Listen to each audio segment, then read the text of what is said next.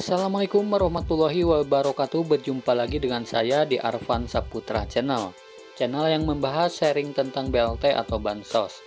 Nah, pada kesempatan hari ini saya akan memberikan informasi terkait jadwal pencairan PKH tahap yang kedua. Nah, kira-kira kapan ya teman-teman? Kalian simak video ini sampai selesai.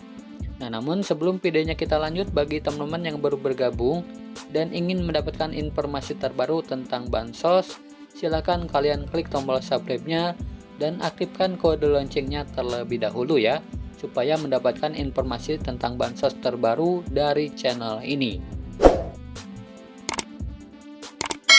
Oke, terima kasih bagi teman-teman yang sudah mengklik tombol subscribe-nya. Semoga berkah dan dimudahkan segala urusannya, serta dilancarkan dalam menjalankan ibadah puasanya.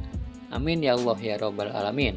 Oke teman-teman, sebelum pada jadwal pencairan PKH tahap yang kedua, di sini saya akan memberikan informasi terlebih dahulu terkait kemungkinan penyebab-penyebab bantuan PKH tidak cair ya di tahap yang pertama ini. Nah, jadi di sini ada beberapa kemungkinan masalah yang terjadi ya teman-teman jika pencairan PKH tahap pertama ini tidak cair.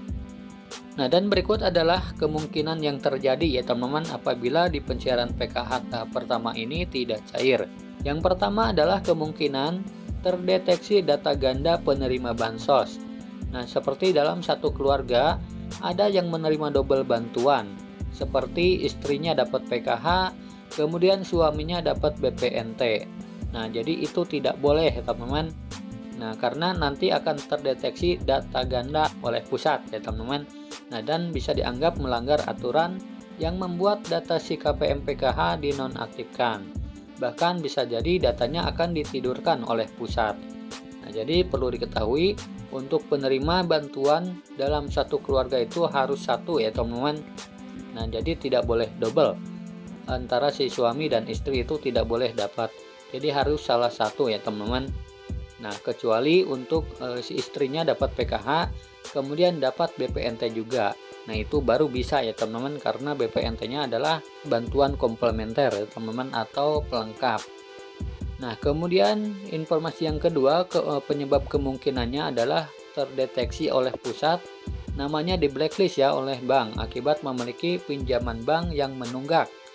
Nah, bisa saja ya teman-teman KPM tersebut memiliki tunggakan atau pinjaman yang banyak ya di bank. Nah, sehingga membuat KPM tersebut untuk sementara dinonaktifkan. Nah, karena jika ada KPM yang memiliki pinjaman besar, kemungkinan dia itu orang mampu ya teman-teman. Nah, dianggapnya seperti itu. Kemudian informasi yang ketiga, penyebabnya adalah data KPM baik dari nomor NIK atau nama tidak sama antara di kartu keluarga, kemudian di Dukcapil, di DTKS, dan di bank. Nah, jadi semuanya itu harus padan ya teman-teman dan valid, tidak boleh ada perbedaan. Kemudian yang keempat adalah penyebabnya kemungkinan ada data komponen KPM PKH yang tidak online atau tidak padan. Misalkan ada salah satu KPM memiliki komponen anak sekolah ya teman-teman. Nah, si anak sekolahnya tersebut harus online ya teman-teman, dan datanya terdaftar di dalam DTKS, kemudian terdaftar juga di Dapodik sekolahnya, serta datanya harus padan dengan Dukcapil. Kemudian informasi yang selanjutnya adalah penyebabnya komponen anak sekolah yang tidak padan dengan aplikasi Dapodik. Nah, seperti yang tadi saya sebutkan ya teman-teman, sebab data komponen anak sekolah itu harus padan antara Dukcapil, DTKS, dan aplikasi Dapodik di sekolahnya masing-masing. Nah, untuk mengetahui apakah terdaftar di Dapodik atau tidak, kalian bisa tanyakan langsung ke operator sekolahnya masing-masing. Dan perlu diketahui juga bahwasannya jika semuanya telah diperbaiki datanya, baik dari nama, kemudian di Dukcapil, di DTKS, maupun di Dapodik, itu tidak akan serta-merta langsung otomatis bantuannya cair ya teman-teman, sebab semua itu butuh proses dahulu ya teman-teman. Nah, dan butuh waktu serta kesabaran, dan juga ada faktor rezeki ya teman-teman bagi KPM tersebut. Nah, dan tidak ada yang bisa tahu ya teman-teman atau menentukan kapan pastinya cair.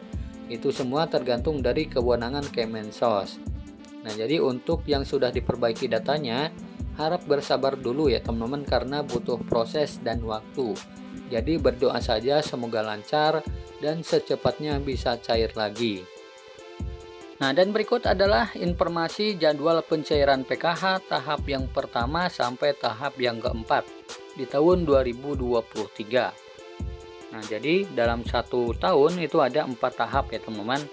Nah, kita ketahui bahwa tahap yang pertama itu dicairkan mulai bulan Januari, Februari, dan bulan Maret. Nah, jadi ketiga bulan tersebut adalah pencairan PKH tahap yang pertama. Dan sekarang masih menginjak bulan Maret. Jadi masih pencairan PKH tahap yang pertama. Jadi untuk yang belum cair ditunggu saja ya teman-teman, karena pencairannya secara bertahap dan bertermin. Nah, berdoa saja semoga besok ada SP2D yang turun dan nama kalian masuk ke dalam data bayar tersebut. Kemudian untuk tahap yang kedua adalah pencairannya dimulai bulan April, Mei sampai bulan Juni. Nah, jika tidak ada pencairan di bulan April, bisa saja di bulan Mei atau di bulan Juni, karena pencairan PKH itu secara bertahap dan bertermin atau bergelombang. Nah, jadi dalam 10 juta KPM itu dibagi beberapa gelombang ya teman-teman, atau beberapa termin. Jadi tidak semua serentak. Nah, kemudian ada lagi untuk tahap yang ketiga. Nah, tahap yang ketiga dimulai dari bulan Juli, Agustus sampai bulan September. Sama ya teman-teman seperti di tahap yang pertama dan tahap yang kedua. Pencairannya itu secara bertahap dan bertermin juga. Selama nama kalian belum masuk ke dalam SP2D, maka belum ada pencairan. Nah, untuk mengetahui apakah cair atau tidaknya, tunggu saja ya informasi dari pendamping PKH masing-masing. Nah, kemudian informasi untuk pencairan PKH tahap yang keempat adalah meliputi bulan Oktober, November sampai bulan Desember. Nah, jadi kita ketahui ya teman-teman bahwa untuk PKH tahap keempat itu meliputi bulan Oktober, November sampai bulan Desember. Nah, ketiga bulan itu adalah pencairan PKH tahap yang keempat. Lalu bagaimana ya cara untuk mengecek data penerima PKH? Kalian bisa cek di halaman resminya cekbansos.kemensos.go.id. Nah, setelah membuka alamat atau link tersebut, kalian bisa masukkan alamat tempat tinggal kalian ya teman-teman, seperti dari provinsi, kabupaten, kota, kecamatan, dan desa. Kemudian masukkan nama kalian yang ingin dicek namanya. Kemudian masukkan kode KAPTA ya teman-teman. Nah, kodenya di situ tertulis ya teman-teman, setiap HP berbeda-beda. Tinggal diikuti saja ya, besar kecilnya harus sama. Nah, kemudian setelah itu klik cari data, nanti akan muncul ya nama-nama yang kalian cari. Nah, jadi itulah ya teman-teman untuk jadwal pencairan PKH tahap kedua dan penyebab pencairan PKH tahap pertama ini tidak cair. Semoga video ini bermanfaat. Sampai jumpa di video selanjutnya. Wassalamualaikum warahmatullahi wabarakatuh.